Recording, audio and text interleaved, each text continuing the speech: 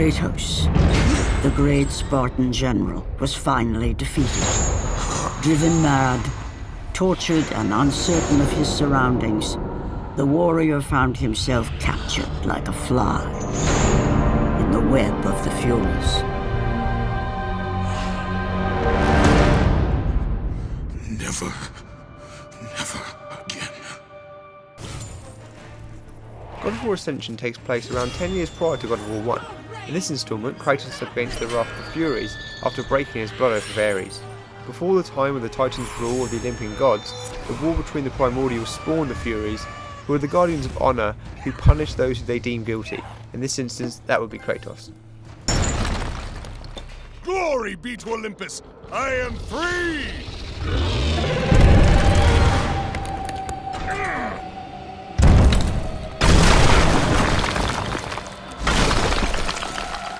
Gods give me strength!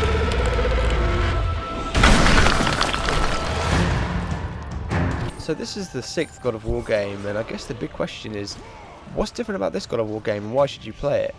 Well, if I'm being honest with you, there isn't a whole lot different here.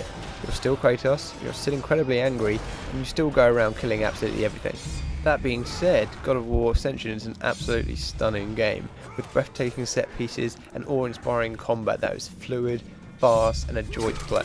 I could spend hours ripping my enemies apart, solving puzzles, and leveling up my different weapons to become this absolute tank. Which is great because God of War Ascension's story isn't the best. For the first few hours I didn't even really care what I was doing because I was just having so much fun killing people, but then it clicked that I have no idea what I'm really doing. The Furies just don't pack the same kind of punch that Zeus and the other gods did in God of War 3, but they do begin to hold their own towards the end.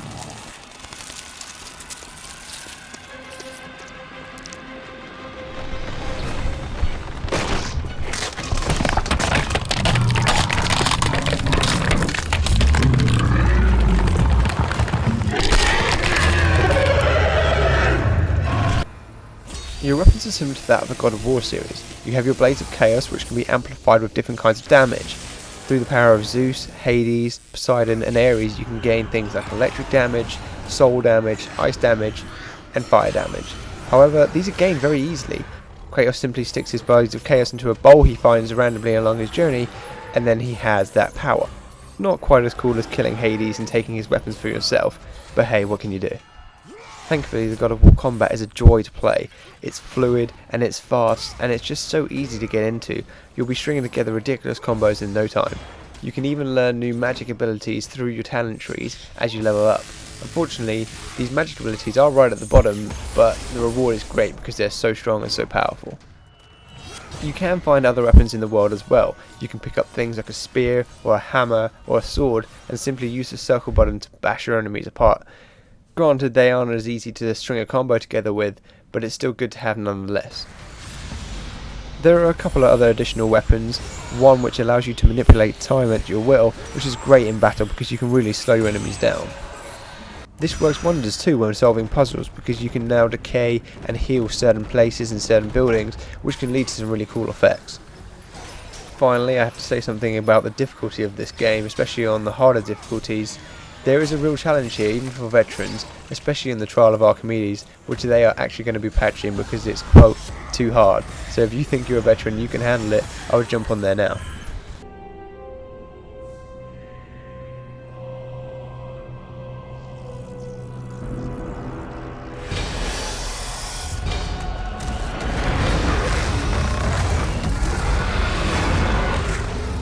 Now unfortunately it's not all good news for God of War Ascension. There are a couple of minor things that bugged me throughout my playthrough.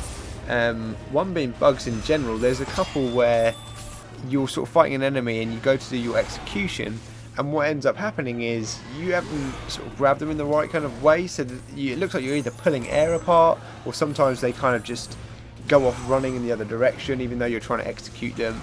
I think a lot of it happens when they try and sort of tag team you, because they do work together quite well, especially some of the harpies. You know, people fly up on them and it can create issues. You know, it's not a game breaker, but it's one of those things that would have been nice to not to see any of them. My biggest sort of pet peeve in this game, I guess, is the camera. Now, in God of War, and it always has been the same way, God of War controls the camera completely for you, and it'll follow you depending on which way you're running. And to be honest, they do this extremely well throughout 99% of the game. There is a couple of bits though where it zooms out to show you that epic set piece, which I greatly appreciate. Yeah, I mean, it looks amazing, but when I've got 5 or 6 little minions battering away at me and you're on sort of the harder difficulties, they're going to kill you and you can't really see what you're doing, and it is frustrating because I just wish that maybe they wouldn't have zoomed out so far when I was doing that. Again, it's a minor issue, but it was one that I specifically noticed in my playthrough. Finally, I guess it's just the story in general. I mean, whilst I like the idea of the Furies and they seem okay, they're nothing in comparison to, you know, the gods of God of War 3. And I know it's difficult because you can't really make that argument because it's not the same game. They've gone back in time a long way. And I think a lot of people are constantly comparing it to 3, which you obviously have the right to do because that game was so good. But in Ascension, they struggle to tell you the story at the start. I felt like I didn't really know what was going on completely. I don't know if that was because I wasn't sort of totally engaged, but you know, with 3 you're like, okay, Kratos is pissed off, so he's going to kill the gods. Good, got it. In this one, you don't really know what's going on. They start explaining it like midway through, which is a bit annoying as well. It's like I would have loved to know that information at the start. I'm not saying it's a bad story, but I just think the way they sort of portrayed it, especially at the start, was a bit lackluster.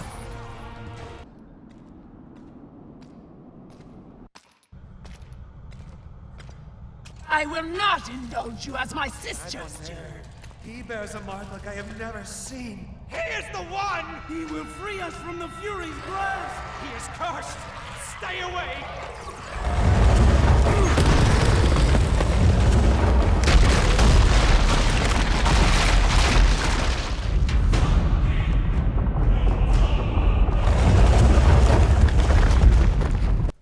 That would usually be a wrap for God of War. However, in God of War Ascension, they've actually added a multiplayer mode. Players can choose their side or their faction between one of the different gods, so you can choose between Zeus, Poseidon, Hades or Ares, and each god will give you different buffs and abilities in battle. The combat online is almost as smooth as the single player combat. They've even added different colours that your players will flash when different things are happening. So for example, you won't be able to block and a certain colour will flash, or if they have a white halo above their head, it means they can be grappled. And it's really interesting because it makes the online dynamics really good.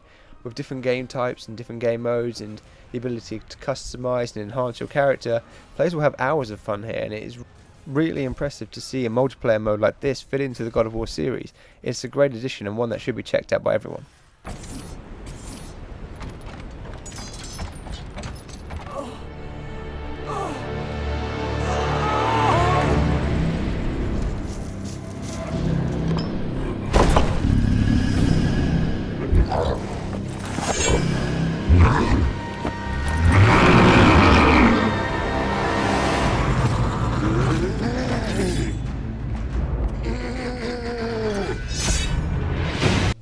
Overall, God of War is a great installment to the God of War series.